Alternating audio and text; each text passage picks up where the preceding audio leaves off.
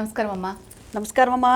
అమ్మ, మరి శివరాత్రి ఏ రోజు జరుపుకోవాలి అనే దానికి సంబంధించి కూడా చాలామందికి అపోహలు, అనుమానాలు, ఈ రోజా ఆ రోజా అనే సందిగ్ధత ఉంది. మరి శివరాత్రి 15వ తేదీ రోజు చేసుకోవాలా, 16వ తేదీన చేసుకోవాలా, ఏ రోజు చేసుకోవాలంటారు?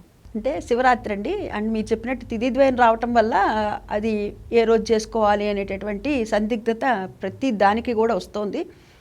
అయితే త్రయోదశి గడియలు ఉదయం ఉండి మనకి ప్రదోషం తర్వాత ఆ లింగోద్భవ సమయానికి మటుకు చతుర్దశి గడియలు ఉన్నటువంటిది మటుకు 15వ తేదీ అంటే 15వ తేదీ సాయంత్రము 5 గంటల చిల్లర, అంటే 5 గంటల 4 నిమిషాలకు ఏమో ప్రారంభమవుతుంది.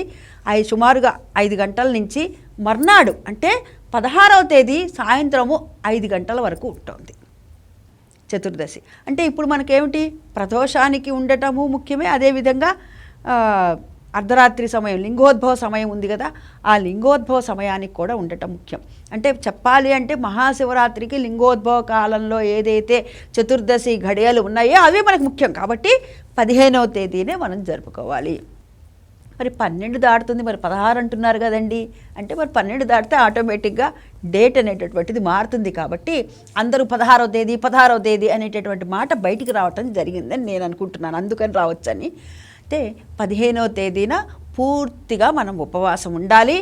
అంటే 12 గంటలు దాటిపోతుంది కాబట్టి ఇంకా 16వ తేదీ కింద లెక్క వస్తుంది. కాబట్టి ఆ రోజున రాత్రంతా కూడా జాగరణ ఉండి మర్నాడు చక్కగా మళ్ళీ ఈశ్వర దర్శనం చేసుకొని, ఇంట్లో పూజాధికాలు పూర్తి చేసుకొని ఈశ్వర దర్శనం చేసుకొని ఎవరికైనా సరే ఆహారాన్ని పెట్టి మనం కూడా స్వీకరించాలి. అంటే 15వ తేదీనే మనకి మహాశివరాత్రి. అంటే తర్వాత 12 తర్వాత 16 వస్తుంది కాబట్టి అందరూ 16 అనేటటువంటి మాట అని ఉండొచ్చని నా భావన అండి.